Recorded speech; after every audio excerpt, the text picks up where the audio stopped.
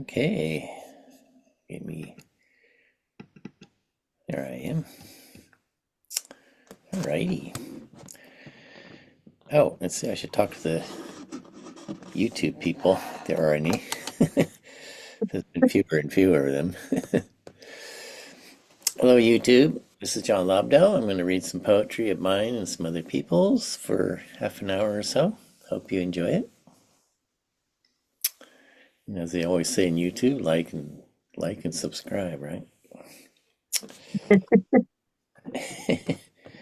I have 14 subscriptions. Oh well. That's better than that. Yeah. Huh? Some dirt in my screen. What is that? There. Okay. Well, you know the drill. I usually like to do this little exercise. Dropping my hands till they're warm and then putting them over my eyes. Taking a few deep breaths.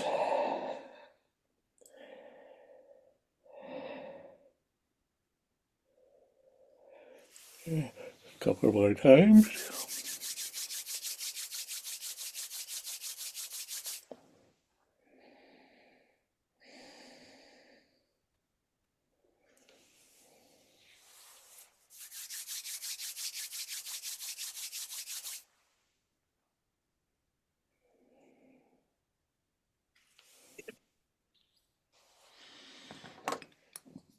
Okay.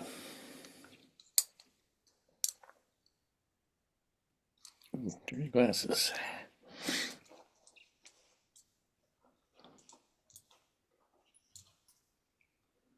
It's quite a day, wasn't it, Brenda, today? Oh my God. So warm. God.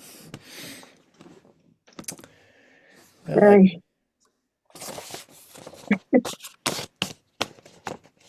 uh, uh, what? anyway, a little respite here, listening to poetry. Yeah. Well, I didn't write any poetry this week, but this is a one from my new book, which may come out at some point here.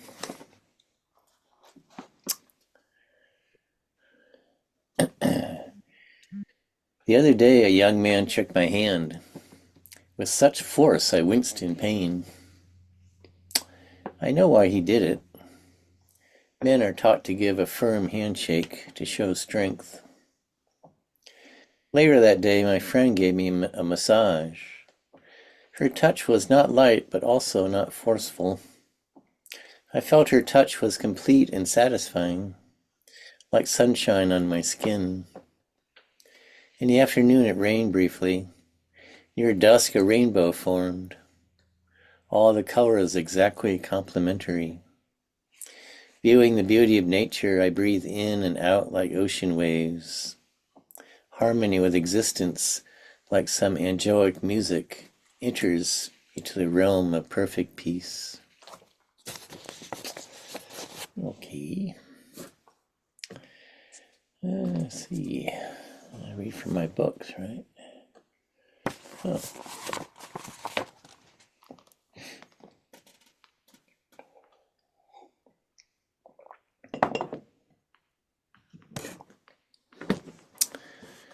This is called Walking with Jesus.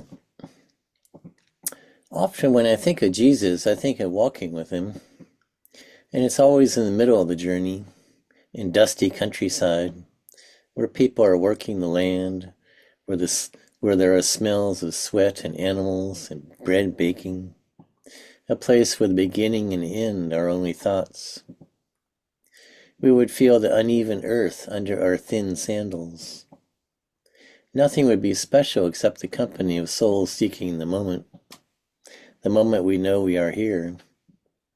Maybe I would walk alongside him and maybe for a long time not speak. When we did, it might be something simple, maybe about a lamb running after its mother, or we would see ourselves running toward the Father. Then we would just be walking again, knowing we could walk that way forever. Time would disappear. Jerusalem and destiny would be a million miles ahead.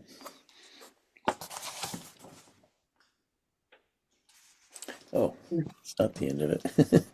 It would just be me and my brothers and sisters walking one step after another. Okay, let's see.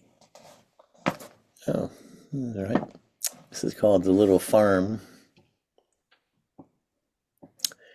The main parking lot is closed ever since the COVID virus, but we're allowed to walk. Past a science center, closed now. Further on is a little farm. In normal times, there are cries of chickens and geese. There are cows, a pig or two, sheep, children laughing, feeding cows lettuce and celery. In a long building, I remember all kinds of rabbits. Now it's all closed off by yellow tape. Someone has removed all the animals, all except 4 cows. They stand stoically in their paddock. A weather vane still turns. It needs oil. It turns this way and that. No one there to see the direction of wind. 4 wild hen turkeys saunter up the path. A 5th one is calling from the forest. They move toward her. I follow them into the forest. I'd like to get away from the solemn cows, the mournful squeaking weather vane. There's a trail through the eucalyptus. Clouds cover the sun, a cold wind begins. The shaggy bark blows wildly. Some branches make a crackling noise. They have been called widowmakers.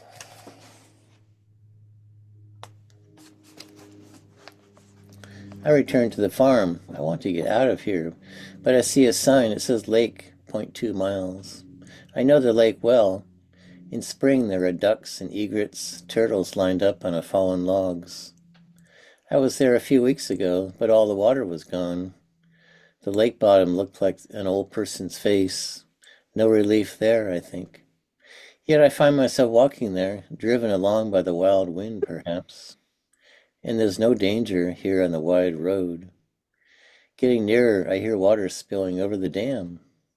I don't understand. Yet when I arrive, the lake is full. How could this be? There has been no rain. It's a nice mystery. I sit on a bench and breathe in the scene. Walking back, the eucalyptus are still touching each other noisily. But the sun is out, and to me the trees are singing happily. Passing the farm, even the cows are mooing. I'm happy. From the mud comes the lotus. I think the reason your lake was full is because there's a spring somewhere feeding. I'm not so sure it's that. I think there's a lake nearby. They might have pumped some water in from the lake. That's what I'm kind of thinking of. But it would be nice if there was a spring, but I'm not so sure there. Actually, this is funny. This is a poem from the same lake.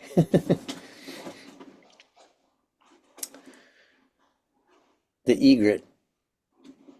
On my early morning walk, I always look for him. Of course, others do also. The egret is a natural celebrity. Perhaps it's his pure white feathers or his regal bearing, intentionally stepping through the shallow water on his stilt legs, his serene yet deadly stare.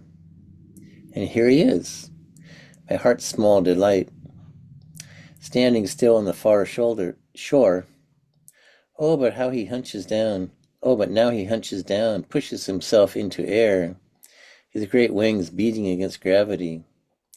Usually he flies to the other side of the pond. At this time he rises higher. At dusk I've often seen him fly into the fir tree to roost safe for the night.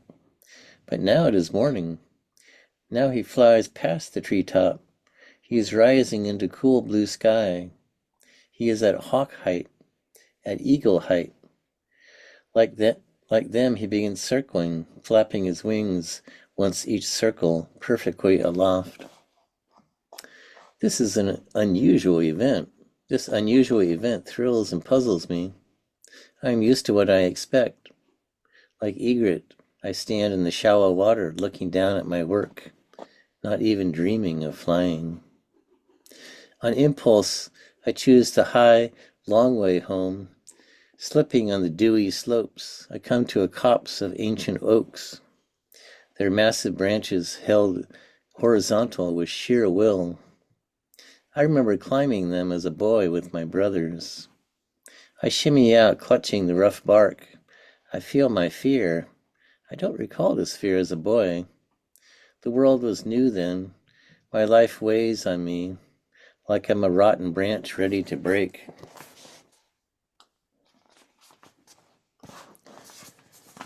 With a big breath to help me, I swing my leg over, sitting now with feet dangling side by side. They kick freely on their own impulse. I look up through the green at far sky, thinking of my brothers gone from this world now. I imagine them saying, "Live your life. You never know when the end comes." All right, that's enough of my poetry. Glenda, I think you sent me something. Let me see.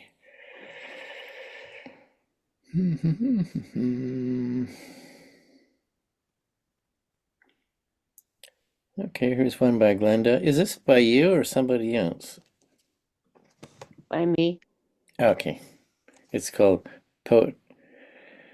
Poetry Written by a Friend. That's why I wondered. Okay, this is Glenda's poem.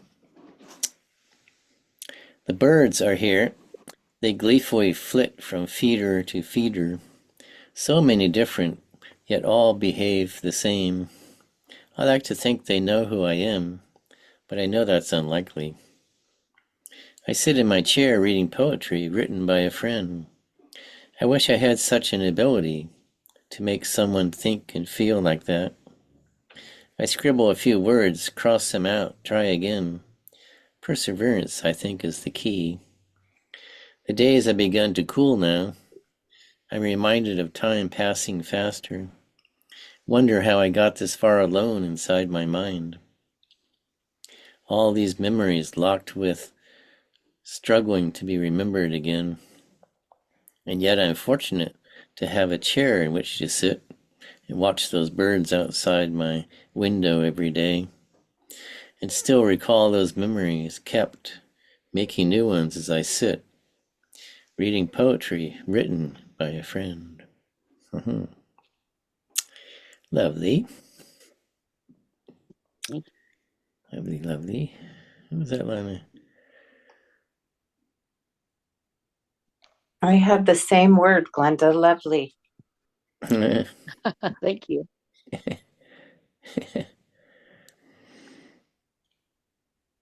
I won't ask if it was my poetry you're reading. It was. It was. You know it was. I didn't want to be arrogant or whatever. Oh, yeah, great. Alrighty. Well, it's time now to read a few other people's poetry.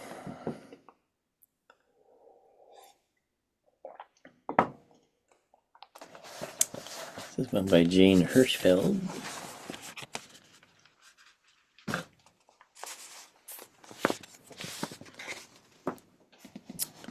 This morning I wanted 4 legs. Nothing on 2 legs weighs much, or can. An elephant, a donkey, even a cook stove. Those legs a person could stand on. 2 legs pitch you forward. 2 legs tire. They look for another 2 legs to be with, to move one set forward to music while letting the others move back. They want to carve into a tree trunk, together forever. Nothing on 2 legs can bark, can whinny or chuff. Tonight, though, everything's different. Tonight, I want wheels. I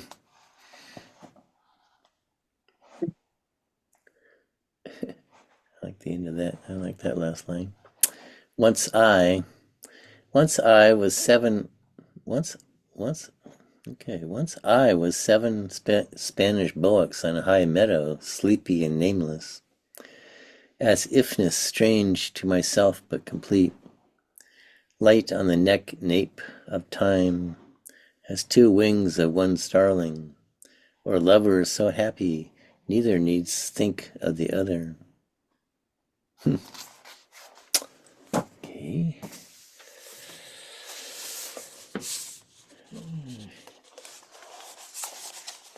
Here's one by Linda Paston.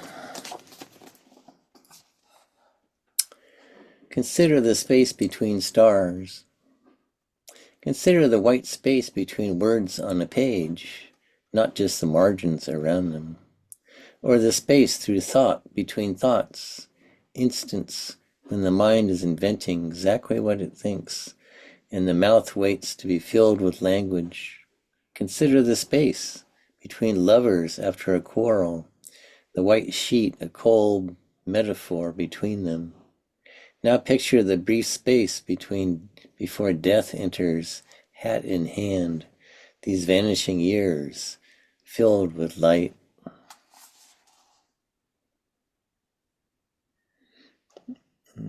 There's another called Late in October. Late in October, I watch it all unravel, the whole autumn leafery succumbing to rain. At the moment of their most intense beauty, reds and yellows bleed into each other like dried paints on a palette. Those ghosts of pictures never painted. Perhaps beauty is the mother of death, not the other way around. Perhaps the rain itself is an answer, knives of crystal, cleansing and killing as it falls. I turn from the window. Winter is coming next. White will have its own perfections.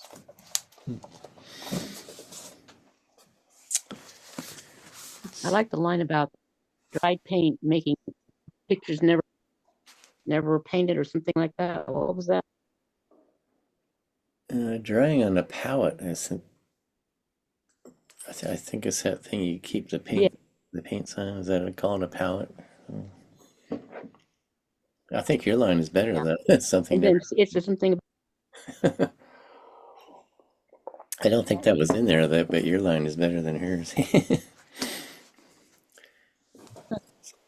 think I lost my place in that book.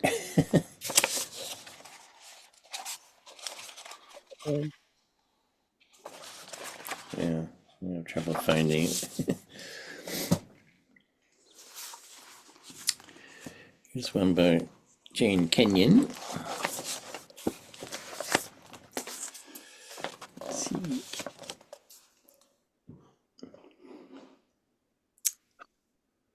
Let's see. Evening sun. Why does this light force me back to my childhood? I wore a yellow summer dress, and the skirt made a perfect circle, turning and turning until it flared to the limit, was irresistible. The grass and trees, my outstretched arms, and the skirt whirled in the ochre light of an early June evening. And I knew then that I would have to live and go on living. What a sorrow it was. What a sorrow it was, and still what sorrow burns, but does not destroy my heart. I don't know how she got from the whirling skirt to the sorrow part. that is a little strange. Yeah, she was kind of having a nice memory of having a dress twirling when she was young, and then all of a sudden something went, yeah, well.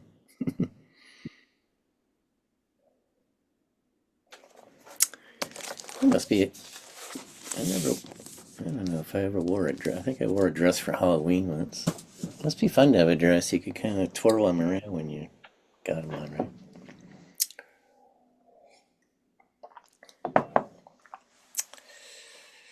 Let's see. Here's one by Margaret Atwood.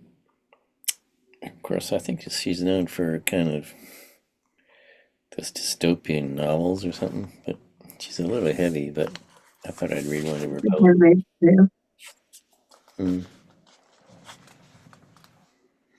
Let's see if it's not too heavy. I thought I read through it. Let's see. A meal. We sit at a clean table eating thoughts from clean plates. Okay.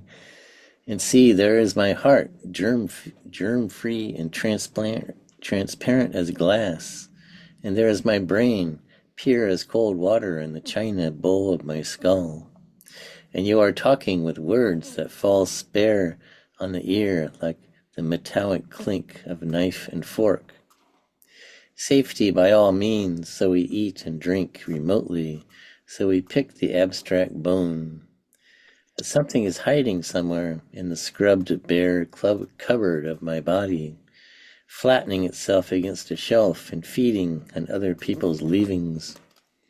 A furtive insect, sly and primitive, the necessary cockroach in the flesh that nests in dust.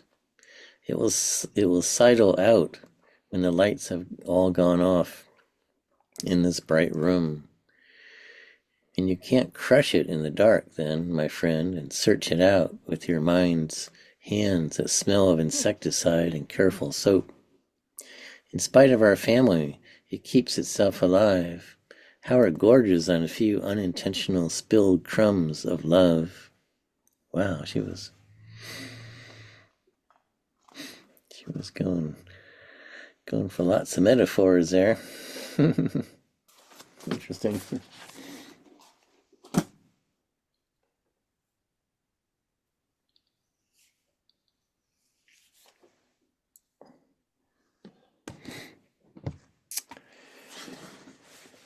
Let's see.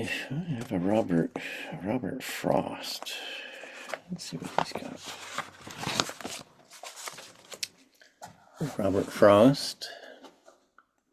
When I was just as far as I could walk, and from here today there was an hour, and still, all still, when leaning with my head against a flower, I heard you talk. Don't say I didn't, for I heard you say, you spoke from that flower on the windowsill. Do you remember what it was you said? First tell me what it was you thought you heard. Having found the flower and driven a bee away, I leaned my head, and holding by the stalk, I listened and thought I caught the word. What was it? Did you call me by my name? Or did you say, someone said, come? I heard it as I bowed. I may have thought as much, but not aloud. Well, so I came.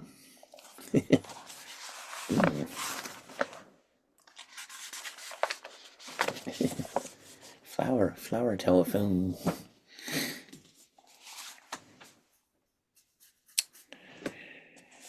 Here's one by Billy Collins. I'm not a big Billy Collins fan, but I'll try him. He's a little cute for my taste. Litany. You are the bread and the knife, the crystal goblet and the wine. You are the dew on the morning grass and the burning wheel of the sun. You are the white apron of the baker and the marsh bird suddenly in flight. However, you are not the wind in the orchard, the plums on the counter, or the house of cards. You are certainly not the pine-scented air. There is no way you are the pine-scented air.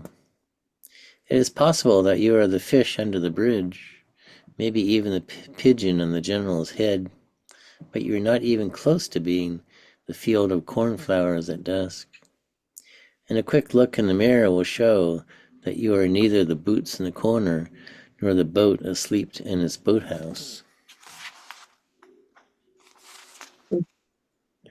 It might interest you to know, speaking of the plentiful imagery of the world, that I am the sound of rain on the roof. I also happen to be the shooting star, the evening paper blowing down the alley, and the basket of chestnuts on the kitchen table. I am also the moon in the trees, and the blind woman's teacup. But don't worry, I am not the bread and the knife. You are still the bread and the knife. You will always be the bread and the knife, not to mention the crystal goblet and somehow the wine.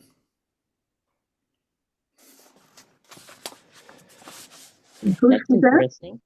He's, he's all his poems are like that. They're just kind of like, I don't know, fluffy. They're fluffy.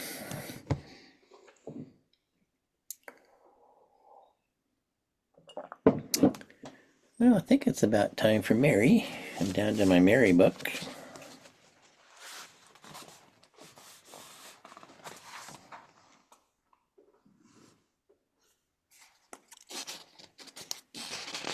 Yeah, this is about spring. I guess it makes sense. No matter what. No matter what the world claims, its wisdom always growing, so it said. But some things don't alter with time. The first kiss is a good example, in the flighty sweetness of rhyme. No matter what the world preaches, spring unfolds in its appointed time. The violets open and the roses snow in its hour builds its shining curves. There's the laughter of children at play, and the wholesome sweetness of rhyme. No matter what the world does, some things don't alter with time. The first kiss, the first death, the sorrowful sweetness of rhyme. Mm. She went from the flighty sweetness of rhyme to the wholesome sweetness of rhyme to the sorrowful sweetness of rhyme. Sweet.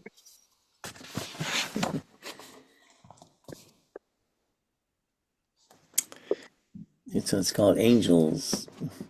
You might see an angel anytime and anywhere. Of course, you have to open your eyes to a kind of second level, but it's not really hard. The whole business of what's reality and what isn't has never been solved and probably never will be. So I don't care to be too definite about anything.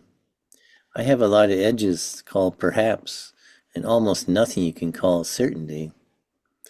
For myself, but not for other people, that's a place you just can't get into. Not entirely, anyway. Other people's heads. I'll just leave you with this. I don't care how many angels can dance on the head of a pin. It's enough to know that for some people they exist and that they dance. Well, that's lovely. Yeah, Whose was that? Is that Mary? that's Mary Oliver, yeah. Cool. Okay, what we want. What we want in a poem, people want something fancy.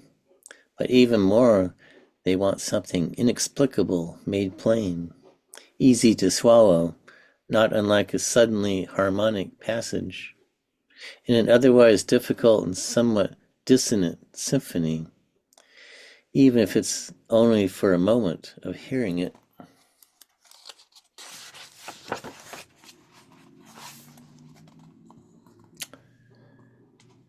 Oh, I like this one. I'll end with this one.